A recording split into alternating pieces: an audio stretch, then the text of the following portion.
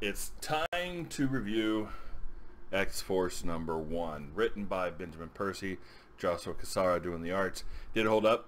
Was it good? Is it better than New Mutants? Let's dive in.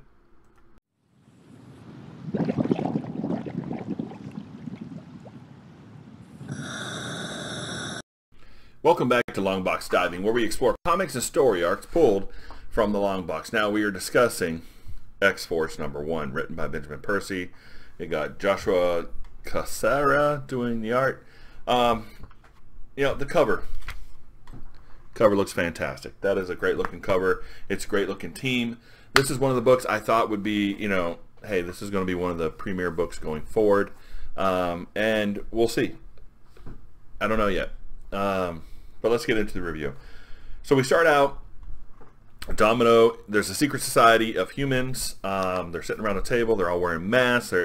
They must purify or show purity to be part of this group. So they got to cut their finger and show that they're not a mutant, that they don't have the X gene. Domino happens to be sitting there for some reason, and of course she can't do that test because she's going to fail. And she ends up, big dude grabs her shoulder, boom, and then she stabs him. She starts fighting, it's funny because she's like, it took a lot of luck to get in here, which is that's kind of her power. It's going to take a lot more for her to get out. And so the big fight, she's trying to get out, fight them, and she gets slammed to the ground. And now she's surrounded by these creepy dudes, all wearing purge masks. Yeah, they look like purge masks to me. But they're all standing around her, and she is like down. The guy's got a foot on top of her, holding her down. And he says something like, we require blood. Alright, so pretty good opening to it. Not terribly fond of the art. The art's okay. It's gritty, dark. It's okay, but it's not my cup of tea. It's not my favorite. It wouldn't stop me from buying the book. It's not going to stop me from reading the book. But, alright, so we get this whole scene between Wolverine and Hank, right? Hank's out there. He's being chased by this beast thing. And come to think, this is not part of Krakoa. We don't think it's part of Krakoa. But, like Wolverine says, there's always a predator. There's always something out there to get you. There's always a predator. When Krakoa grows this, there's snakes. When it does this, there's birds. So there's always going to be something out there. And when you feel safe, you get soft. Which is nice, a nice foreshadowing, and a nice kind of building of what this team is about. Somebody has to stay alert. Somebody has to be unsafe. Somebody has to make sure they're not soft. Which is cool. They had that conversation between the two. Then we get a nice picture of what Black Tom Cassidy does within the team. He's kind of tied into the biosphere of Krakoa. He can sense what Krakoa senses. He can, control to a degree of what Krakoa does. But what's weird here is we see him in Excalibur, and he's like the young self that he was, mostly naked, wrapped in a towel with flour in his hair. But here he looks very, very almost Swamp Thing-ish, like he's turning into a Swamp Thing. He's got the vines running up his hands, all over his face. It's very odd why they're drawing him two different ways. Is it just because he's doing his job now, or is this what he's going to look like and Excalibur has it wrong? I don't know. But he's very tied into the biosphere of Krakoa, and he senses the Marauders coming. Now the Marauders show up on a crappy tugboat. I thought the White Queen had a big ship for them. But apparently they escaped from Russia. They had to take the boat because they couldn't get through the gate. Okay, yeah, it makes sense. Peter's on it. Now we found out that Colossus was sent in as a spy to kind of help round up people and bring them back.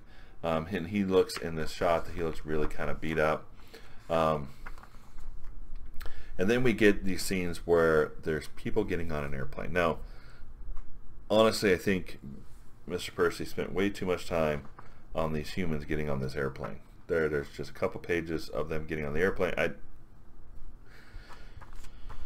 We could have done all that with a lot less. Then we get a great shot of Sage and the way Sage works within Krakoa. Again, she's like tapped into the data that Krakoa was able to store in databases and things of that sort. So, where Black Tom Cassidy is tied into the biosphere and feels what's going on, he can channel that information into a storage or some sort where Sage can then interpret and extrapolate and aggregate that data and find out and pull trends or predictions, things of that sort.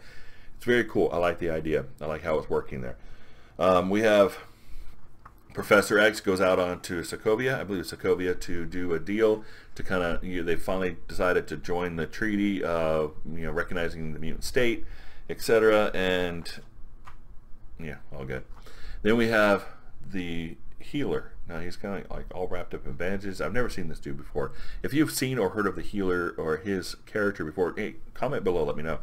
But he's with Jean, and he's like, I don't know where they hurt. And she's like reading their minds, and it's like, well, I can't tell you where they hurt because they hurt everywhere. So you just kind of have to kind of heal them. And we see, like Colossus getting shot at and being hit by bullets and things of these sort where, they're kind of showing humans really still hate mutants. Just because they declare themselves as a state doesn't necessarily mean that, now everything, hey, we're all good, we're all buddies. And then we're back to the humans on the airplane.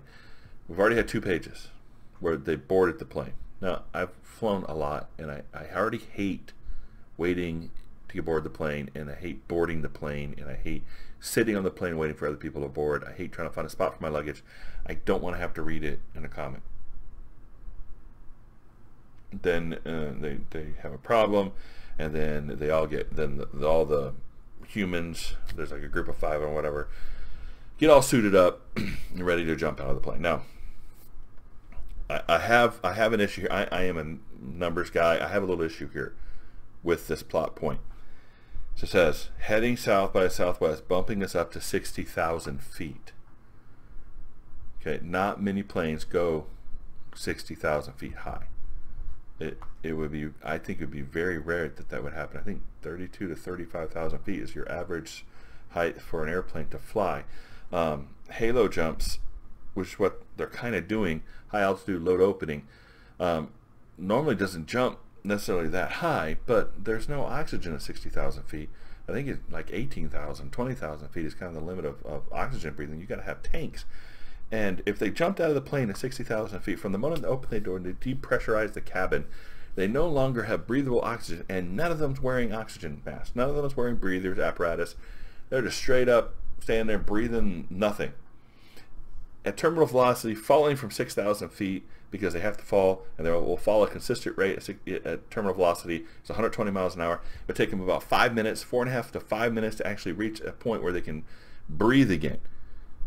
So from the moment they opened the door, however long that took for all of them to get out of the plane, jumping out, which it looks like they jumped in front of the wing, which would be also kind of stupid. We're talking almost 6 minutes before they can breathe again. Can these dudes hold their breath for 6 minutes? Apparently they can, because they don't have any breathing. Okay, but still, it doesn't ruin the story. I'm just one of those that the math doesn't work. That's okay. They're following through. They're heading to Krakoa. Sage is like, Domino's back, so Domino's on the island somehow. I don't know how she got there, but they stay there. Professor X comes back. Black Tom Cassidy's like, hey, we got to be careful about every person that just shows up on our shore. We have to be alert. We have to protect ourselves. We can't trust everybody. Just because they say they're a mutant doesn't mean we can actually trust that they're on our side. And Professor, no, all mutants are welcome. All mutants are friends. He's like, man, you don't know what's in their heart. You don't know what they're going to do. You don't know where they stand on these things. We have to be more careful. So you got the troop coming in. They land. The halo, the low opening of their chute, they start dropping, and Wolverine notices it. And like, oh crap, we're in trouble. And so he starts heading off, and then we see everybody kind of standing around. We see a rifle shot right through this. Look like a mother just blows out her head. You got all these laser beams coming like this, and this little girl shouting, "Mom!" And you got, Black Tom Cassidy like, if you didn't listen to me before, Professor, run.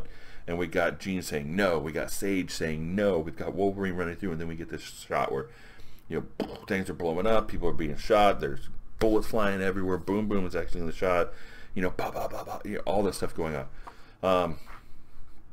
And then Black Tom Cassidy kicks it in, man. He just kind of, the whole earth rips up and smashes people. We got Professor X Says, I can't sense them. They must be outputted with some sort of psionic blocking. So they're blocked. They can't shut their brains down, right? They can't stop them from what they're doing. And so they just have to fight. Wolverine's like, looking for it, and he's getting shot at, and then Hank comes in. So we had basically a great fight scene coming on here. With the bullets and the shooting and this and that, it was a great fight scene. We got Jean Grey flying through, and we got to be swift. We got to be violent. I know some people probably don't like that, because sweet Jean Grey, but I like that Jean Grey. Black Tom Cassidy's like wraps somebody up in a cocoon of vines or squeezes them. Bunch of stuff going on. It was fantastic. This part of the ending of the book was fantastic. And then we get this final page where it's like you see this blam, right, written in letters, and you see the picture behind it, which is really well done. And you see Logan's like, Logan, she's like, hey, can't kill them all. Don't kill them all. We need to question them. We need to figure out who sent them, why they sent them, what's going on. And then we get this final page, right? Sage's like, that's not possible. We got Jean Grey screaming, and Hank's holding her back. We've got Tom just dropped to the ground, just defeated. And we got Wolverine like, tell me I'm wrong. Tell me Krakoa is wrong. And we get the final page. I'm not going to tell you. You probably have already been spoiled on it, but I'm not going to tell you. Now, honestly, writing was pretty good. There's some points in here I'm like, yeah, and then the math thing drove me nuts. The art is okay, a little dark, gritty. It's not my favorite, but it's okay. It's not bad. It won't stop me from reading this some more. We see that hey, soft, safe equals soft. There are people out there still want to kill humans or mutants. Humans, some mutants we don't know, but we had too much time on the humans falling from the airplane thing. It was like 4, 5, 6 pages of just the human side of it. I don't show them on the plane jumping out like they're coming to kill. That'd been cool. They would have cut that and had some other scenes where we're doing some character building. Black Tom Cassidy has a nice character building moments. We see what is over in Excalibur, he was like this laughy, blah blah, hanging out in the egg and doing some gross stuff. Where here he's like, I'm really concerned about the safety of Krakoa. I like that. We have Wolverine's like, we need to be tough. We need to be strong. We can't be safe because safe is soft. We have Jean Grey flying through and say, hey, swift and violent. That's exceeding force, swift and violent, ends the fight fast. Some good stuff in there. So definitely, to me, a recommend. I'm going to definitely get the next one, but I don't know. It wasn't quite to the part that I expected, that I was hoping for, but it was pretty good. I like the idea here. So hopefully it gets better. Hopefully it just gets better. So if you like this review, if you enjoyed this review, please like and subscribe, and we'll see you next time here in the Long Box.